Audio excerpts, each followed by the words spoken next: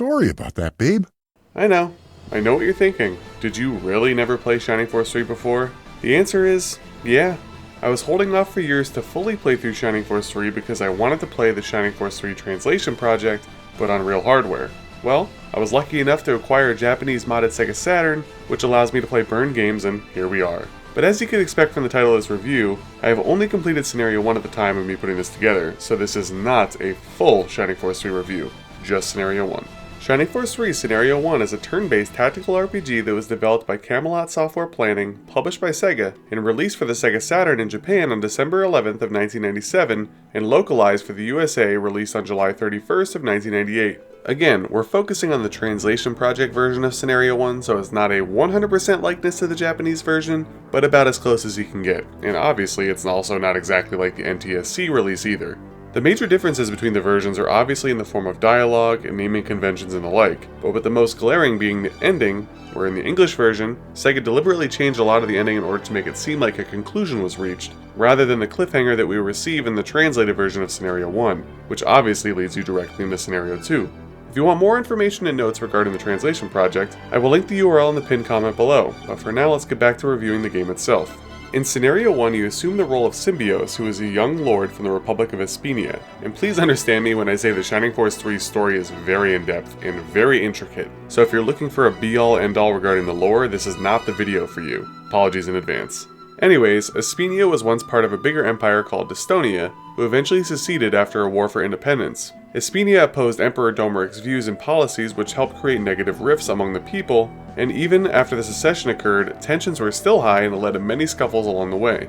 The game drops you into the neutral city of Sarabond, where a peace conference is being held, and let's just say that peace, well, we don't really get that. I'm gonna let the rest of the story unfold for you from there. As mentioned in my previous videos, I don't like spoiling the stories too much, especially for those that may have never played it, or have awful memories like me and want to revisit the game, as Shining Force 3 is very much narrative driven compared to the first few installments.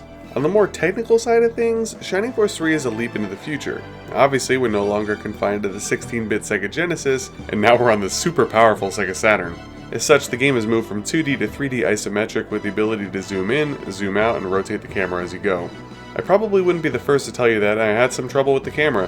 Whether it's the battlefield viewing, attack positioning, searching for things appropriately in towns, I had issues. Definitely takes a while to get used to the mechanics revolving around the camera. Very briefly, much like all the other games in the series, Shining Force 3 operates in a turn-based strategy style on a grid-like battlefield where you're able to attack enemies with weapons and spells, or use items and search for secret goodies on the battlefield. When performing actions, you're able to gain experience points, which plays into a 100-point threshold where you're then able to level up. And at level 10, you can be promoted to a different class, which eventually gives you better stat increases, so on and so forth.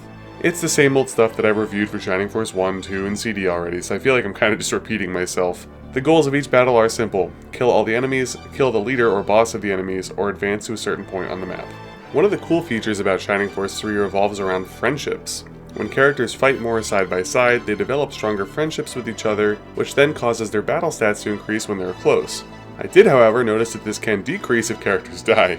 I will admit that this is a feature that I didn't really pay much mind to until about midway through Scenario 1, so honestly, you can get through the game without really caring for it, but it is in your best interest. Another really cool thing to note regarding the battling is each character has the ability to learn and execute special attacks, most of which feature super cool animations that do massive damage, and in some cases, insane damage, which could be battle tilting. One of the aspects of Shining Force 3 that was really delved into was the town exploration. This is by far the most intricate of the games in that aspect. Sure, I'll probably admit that Shining Force 2 is maybe a little bit more open world than Shining Force 3, but as far as the time spent in towns, with all the dialogue, secret shops, and cutscenes, you could easily spend an hour in various towns in between your battles. It is an excellent change of pace that really helps the story and world building as you go along, as there's so much to explore and tinker with. Overall, I'd say that Shining Force 3 does have that aesthetic of the first two installments, but it's just a little bit lacking in the charm department. I'm not sure if it's because of the jump to 3D or what. I mean, the graphics are okay, I'm not entirely blown away by them. I think I just gotta be honest when I say that I probably would have preferred this game to be a very enhanced 2D. I mean, the character portraits and menus and stuff have that general look of the old games, but obviously the game itself veers in a different direction. The battlefields are all 3D, so on and so forth. It is what it is, I guess. The graphics aren't really deal breakers. In fact, they are fine really, but I do have my issues, again, with the camera that I mentioned earlier. The controls of Shining Force 3 are a little wonky at times, but again, this could probably be just attributed to the camera and the angles of symbios due to the camera. At times I had trouble searching certain areas for items without having the camera in the exact spot. I had a few misclicks on the battlefield, again, mostly due to the camera, so I can't totally blame the controls, rather a combination of the camera angles that then bleed into the controls. The soundtrack of Shining Force 3 is a bit hit or miss for me. There are certain tracks that are insanely atmospheric and awesome, with many of them painting the mood of the story, town, or battlefield quite well. But in terms of memorability, I find that this soundtrack falls a bit flat at times when compared to the first two entries in the series. Again, don't get me wrong, this isn't bad by any means, in fact, it's very good. I just don't think I enjoy it as much, which I think is a bit of a recurring theme for me for my thoughts on Scenario 1. Difficulty-wise, I'd say it's a standard Shining affair. I didn't find that I really needed to grind too much, which I actually don't like doing if I'm recording playthroughs, which I did for this, check the pinned comment below. Certain battles definitely had their difficulties, and a few towards the end were pretty challenging, including one that I'm holding off on for spoiling. Do yourself a favor. If you aren't a fan of saving and resetting, you might want to take care of your entire force that you assemble. I'll just leave it at that. But for the most part, if you approach battles smartly, equip accordingly, and learn about the intricacies of the battles, you should be just fine as you move along. So now the section that might cause people to get mad at me. But I have to delve into what I really didn't like about Shining Force 3, and before I do this, I want to liken this trilogy to Dark Souls. I'm a huge From Software mark. I defend them to the grave. I love all the modern library and many of the old games as well. But I have to have a least favorite of the bunch, and I think in this case, much like Dark Souls 3 is for me, for the Shining series, currently it's Shining Force 3. But I also heard that Scenario 2 and Scenario 3 are better, and it could change my mind. But this is focusing on Scenario 1 alone. I mentioned it already, but the camera and camera controls are a pain. I can't pretend like they aren't. And I don't think that any Shining Force 3 fan can honestly say that they are without flaw. I did find that there's a pretty steep learning curve in getting things to look good and not disorientated. I struggle with it almost until the end of the game, and I'll be honest, I just don't like it. Coupled with that, I'm also not a huge fan of the graphics in general. I find that the 2D style of the Genesis entries fits the aesthetic much better, and I also feel like it ages better. Many of the games in the Sega Saturn, N64, and PS1 era have not aged particularly well, and I think this is one of those cases where it would have been better off for a more fine-tuned 2D experience. Another major gripe that I have with this game is the fact that particularly early on the game throws so many gimmicky battles at you, with the worst offender being the train battle in Chapter 2. Sure, there have been gimmick battles throughout the Shining franchise, and I'm not saying that I don't enjoy them, as it does keep things fresh, but I feel like Shining Force 3 took it to 100 way too often.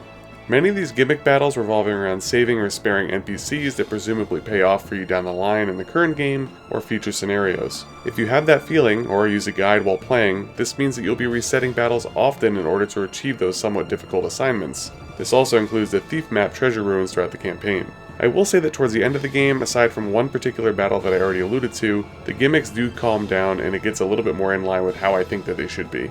I feel a lot of the gimmick battles just sort of ruin the flow. And again, I will mention the train battle, you will know which one I'm referring to if you play, as being a horrid offender of this. Alright, I feel like I've been way too negative, and I want to again stress that this is like having to pick your favorite child. I really did enjoy Shining Force 3 Scenario 1.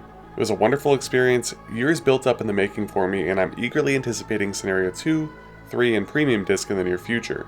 The game has a lot going for it. There's lots to explore, very in-depth dialogue, heavy story, many secrets, battle variety, force variety, cool battle enhancements like friendship building, special attacks, thief treasure ruins, and some true "oh shit" moments while you play. With all that being said, I feel that my gripes that I have with the game keep Scenario 1 below that of Shining Force 1 and 2 for me. Again, my views might change overall when I complete the entirety of the offering, but this is just off of Scenario 1. I give Shining Force 3 Scenario 1, with the translation project, an 8 out of 10. See? I told you, I do like the game. I'm just judging it a bit harsher because I care so deeply about the franchise. With all that being said, if you disagree, feel free to let me know in the comments below, or if you enjoyed and agree on many points, let me know as well. Keep it civil or your comment will just be deleted. No need to be mad over my opinion on a 20-plus-year-old video game, alright? Anyways, if you've enjoyed this review, please make sure to like, comment, subscribe if you haven't already. Stay tuned for more Shining Force 3 content in the future. Until next time.